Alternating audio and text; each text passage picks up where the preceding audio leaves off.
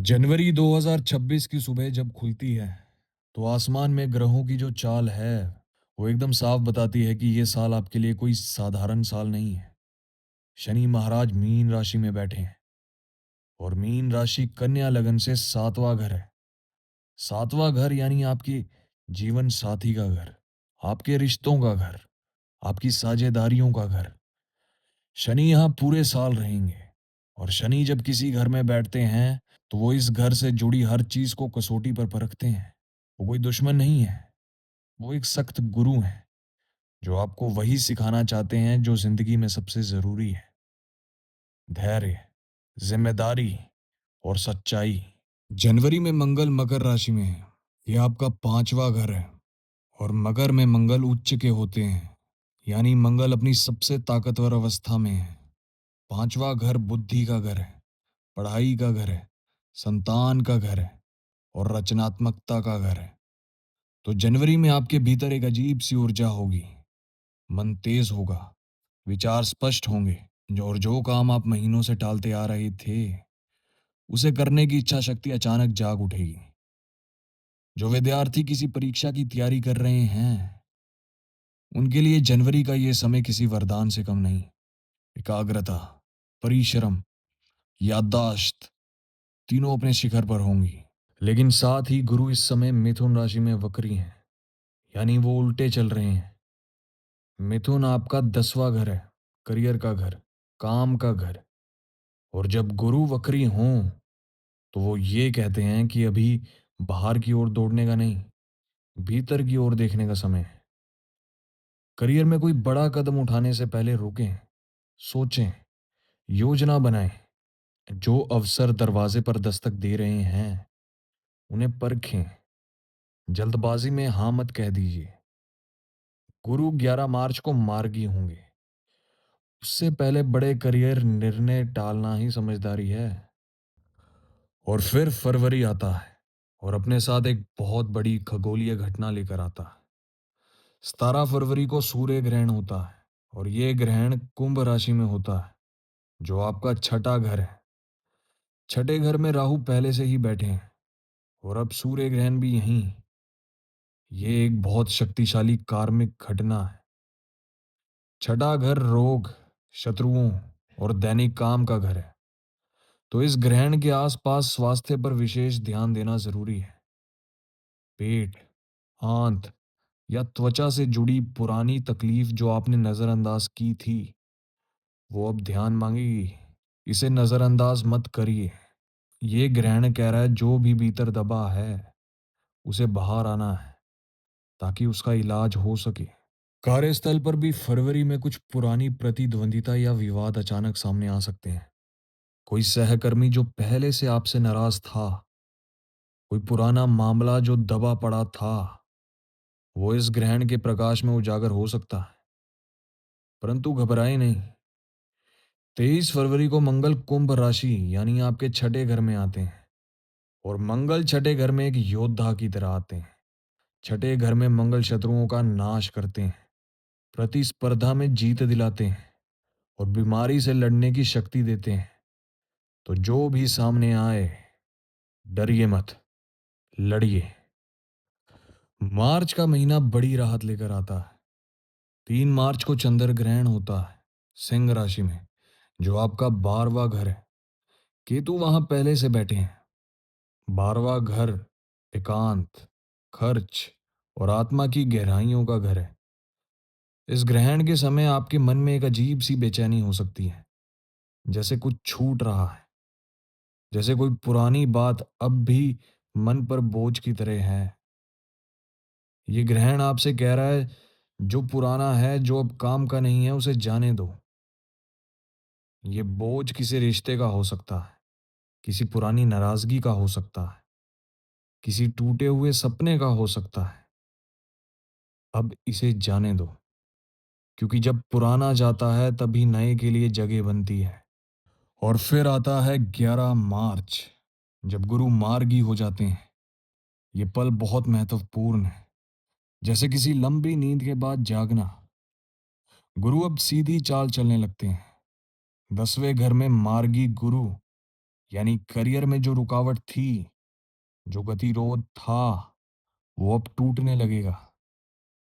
जो फाइल महीनों से अटकी थी, जो प्रोजेक्ट आगे नहीं बढ़ रहा था, जिस व्यक्ति का जवाब नहीं आ रहा था, वो चीजें होने लगेंगी। मार्च के अंत से लेकर मई तक गुरु का ये मार्गी प्रभाव करियर में एक नई गति देगा। अप्रैल आते आते मंगल मीन राशि में चले जाते हैं, आपके 7वें घर में, जहां शनि पहले से बैठे हैं। ये एक जटिल किंतु दिलचस्प स्थिति है। एक तरफ शनि, जो गंभीरता, जिम्मेदारी और धैर्य मांगते हैं। दूसरी तरफ मंगल, जो उत्साह, जोश और कभी कभी जिद भी लाते हैं। विवाहित जोड़ों के लिए यह समय एक नाजुक संतुलन का है। यदि दोनों समझदारी से चलें तो रिश्ते में एक नई ऊर्जा आ सकती है, एक गहरी एकता जो पहले से कभी महसूस नहीं की थी। लेकिन यदि अहंकार बीच में आ गया तो छोटी छोटी बातें बड़े झगड़ों में बदल सकती हैं। इस महीने जुबान पर काबू रखना सबसे बड़ी साधना होगी। जो लोग अपना व्यवसाय करते हैं, उनके लिए अप्रैल में किसी पुराने साझेदारी में मतभेद उभर सकते हैं। कोई नए साझेदारी जल्दबाजी में करना भी ठीक नहीं। पहले परखें, फिर कदम बढ़ाएं। परंतु गुरु 10वें घर में मार्गी हैं, तो करियर की दिशा में बड़े अवसर आ रहे हैं। जो लोग लंबे समय से प्रमोशन का इंतजार कर रहे हैं, उनके लिए अप्रैल में अच्छी खबर आ सकती है। फिर मई 2026, ये महीना एक अहम मोड़ लेकर आता है। 11 मई को मंगल मेष राशि में प्रवेश करते हैं। यह आपका 8वां घर है। मेष में मंगल अपनी खुद की राशि में है, यानी बेहद शक्तिशाली। 8वां घर, ये रहस्य का घर है, अचानक बदलाव का घर है, पुराने का अंत और नए का आरंभ है। मंगल यहां आते हैं तो जिंदगी में कुछ ना कुछ अचानक होता है। ये अचानक कुछ अच्छा हो सकता है। कोई पुराना पैसा अचानक वापस आ जाए, कोई पुरानी समस्या का हल निकल आए, या किसी करीबी से कोई बड़ी मदद मिले। परंतु 8वें घर में शक्तिशाली मंगल एक और बात कहते हैं। वाहन चलाते समय सावधान रहें। आग और बिजली के उपकरणों से सावधान रहें, और जल्दबाजी में कोई बड़ा जोखिम मत लीजिए। और फिर आता है 2 जून 2026। ये तारीख याद कर लीजिए।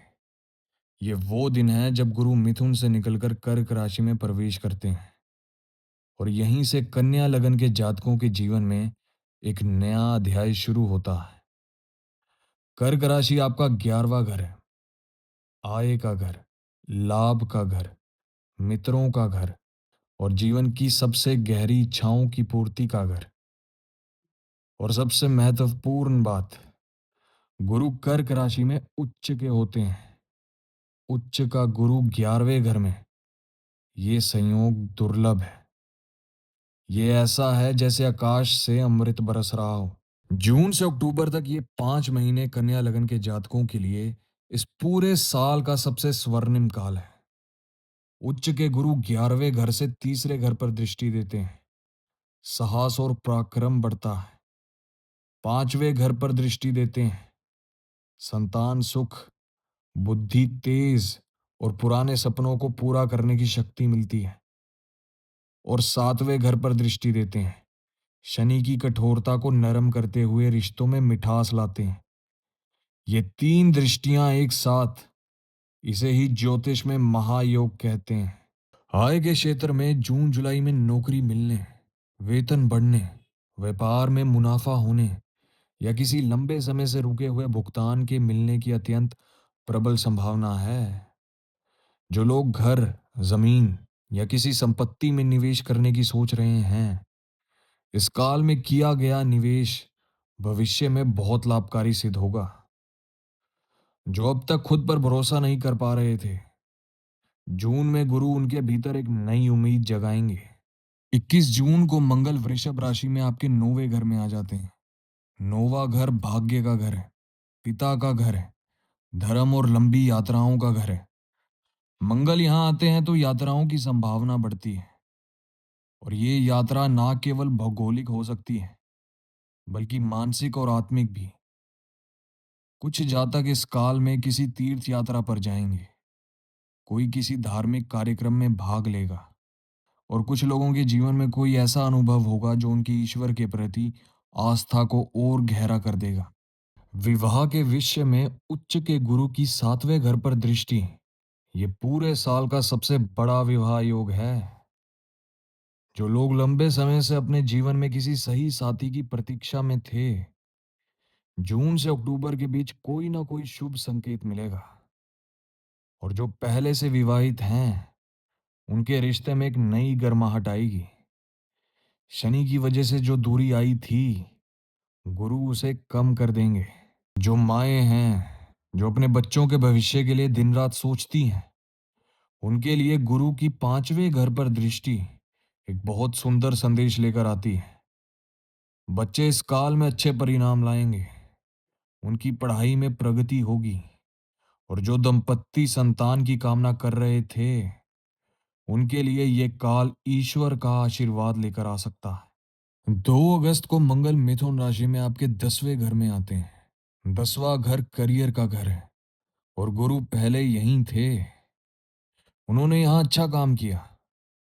अब मंगल आते हैं, तो उस काम को और तेज गति देते हैं। करियर में तीव्रता, महत्वाकांक्षा और नई परियोजनाएं शुरू करने का जोश, ये सब अगस्त में महसूस होगा। यदि आप कोई नया व्यवसाय शुरू करने की सोच रहे थे, या किसी पुराने व्यवसाय को नई दिशा देना चाहते थे, अगस्त में मंगल की ये ऊर्जा आपका साथ देगी। लेकिन अगस्त में 2 ग्रहण भी हैं। 12 अगस्त को सूर्य ग्रहण सिंह राशि में, आपका 12वां घर, और 28 अगस्त को चंद्र ग्रहण मीन राशि में, आपका 7वां घर, जहां शनि बैठे हैं।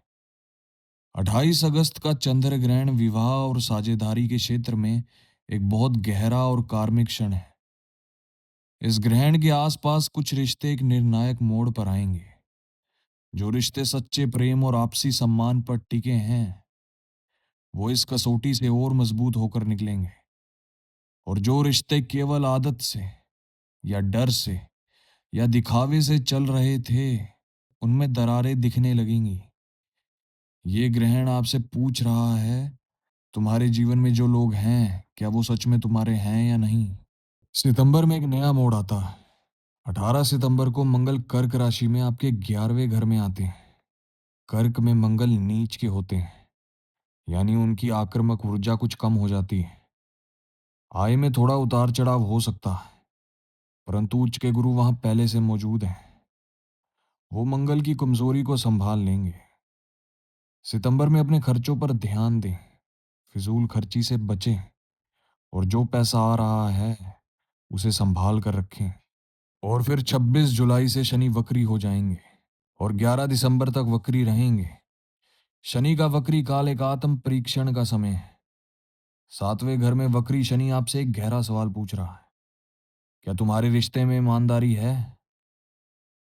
क्या तुम अपने जीवन साथी को वो दे रहे हो जिसके वो हकदार हैं? और क्या वो तुम्हें वो दे रहे हैं जिसके तुम हकदार हो? ये सवाल कठिन है, परंतु यही सवाल वो लोग पूछते हैं जो जिंदगी में सच में कुछ बेहतर करना चाहते हैं। इस काल में खुद से और अपने जीवन साथी से ईमानदार रहें। इस समय में आपका रिश्ता काफी ज्यादा ड्राई होगा, तो कोई भी बात आप पर्सनल ना लें।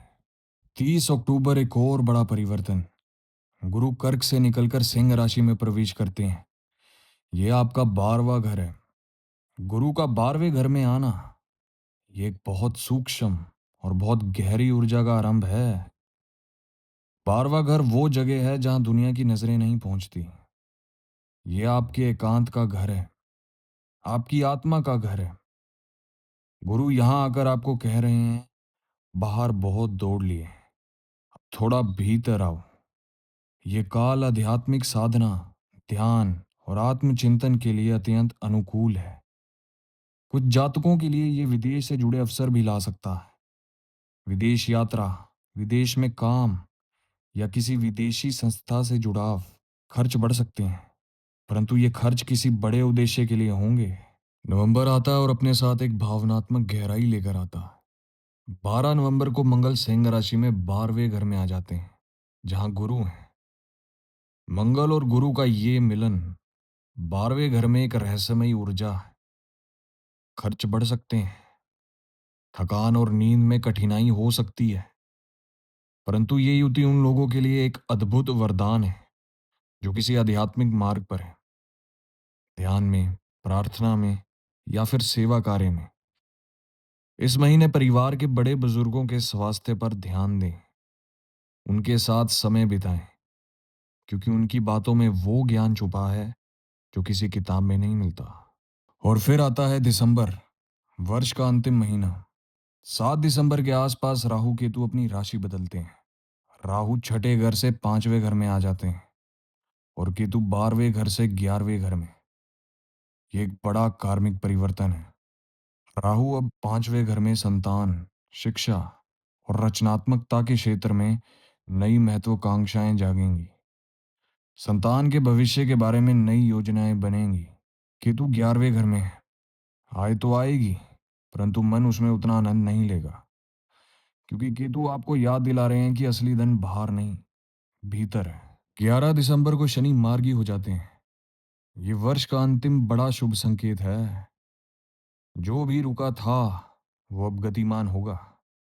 रिश्तों में जो कठिनाई थी उसमें धीरे धीरे राहत आने लगेगी। करियर में जो गतिरोध था वो टूटेगा और मन में जो अनसर्टेनिटी थी उसकी जगह एक शांत स्पष्टता आएगी। 13 दिसंबर को गुरु वक्री हो जाते हैं।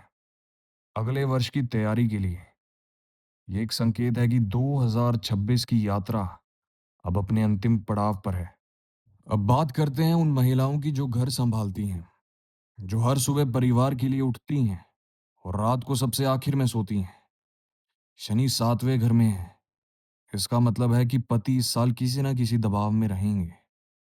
काम का बोझ, जिम्मेदारियों का बोझ या मन की कोई उलझन, ये सब उन्हें थोड़ा गंभीर और दूर दूर सा बना सकता है।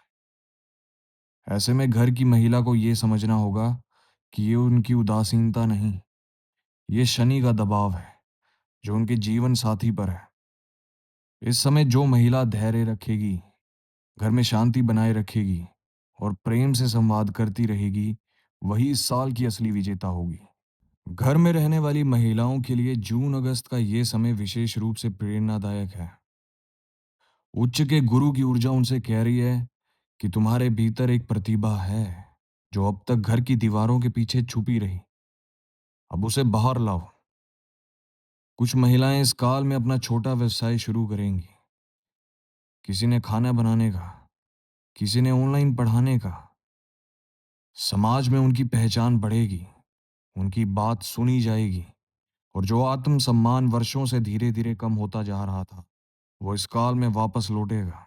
दिसंबर के आखिरी दिनों में जब आप बैठकर इस पूरे साल को याद करेंगे, तो पाएंगे कि जनवरी में जो इंसान था वो और दिसंबर में जो इंसान है वो बिल्कुल अलग है। बेहतर, मजबूत, अधिक समझदार। शनि ने परखा, आप टूटे नहीं। गुरु ने पुरस्कार दिया, आपने स्वीकार किया। राहु ने उलझाया, आप सुलझते रहे। केतु ने भीतर की ओर बुलाया और आपने सुना। यही है 2026 की असली कमाई। एक परिपक्व आत्मा, एक समझदार दिल और एक जिंदगी जो अब और गहरी हो गई है। अब बात करते हैं उन उपायों की जो इस पूरी यात्रा को और सहज बना सकते हैं। शनि 7वें घर में हैं। उनके लिए हर शनिवार पीपल के पेड़ की 7 परिक्रमा करें। उसकी जड़ में सरसों का तेल और काले तिल मिलाकर अर्पण करें। ओम प्राम प्रीम प्रो सह शनैश्चराय नमः का 108 बार जाप करें। यह उपाय इसलिए काम करता है क्योंकि शनि न्याय के देवता हैं। उन्हें जब सम्मान और समर्पण मिलता है तो वो अपनी कठोरता से नरमी लाते हैं। उच्च के गुरु के लिए हर बृहस्पतिवार को केले के पेड़ की जड़ में हल्दी मिला जल चढ़ाएं। गाय को हरा चारा दें। ओम ग्राम ग्रीम ग्रोम सह गुरुवे नमः का जाप करें। गुरु ज्ञान और कृपा के देवता हैं। उनकी सेवा से उनके शुभ फल और बढ़ जाते हैं। सबसे सरल और सबसे शक्तिशाली उपाय, हर सुबह सूर्योदय से पहले उठें, सूर्य को जल अर्पण करें और एक गहरी सांस लेते हुए खुद से कहें, मैं तैयार हूं। कन्या के स्वामी बुध हैं। बुध वाणी और विचार के देवता हैं। जब आप अपनी वाणी और विचारों को सकारात्मक रखते हैं तो बुध खुश होते हैं और जीवन में स्पष्टता आती है। महिलाओं के लिए हर शुक्रवार को माँ लक्ष्मी की पूजा करें। किसी सुहागन महिला को लाल वस्त्र या सुहाग की सामग्री दान करें। ये शुक्र को खुश करता है और शुक्र स्त्री जीवन का सबसे बड़ा सहायक ग्रह है। और याद रखें, कभी भी अपना श्रृंगार मत छोड़िए, अपना आत्मसम्मान मत छोड़िए और अपनी मुस्कान मत छोड़िए, क्योंकि जब एक घर की महिला मजबूत होती है तो पूरा घर मजबूत होता है। इस यात्रा के अंत में जो मंजिल है वो इतनी खूबसूरत है कि हर कठिनाई उसके सामने छोटी लगने लगेगी। बस चलते रहिए, ग्रह आपके साथ हैं, बस उनकी भाषा समझना सीखिए। हर हर महादेव।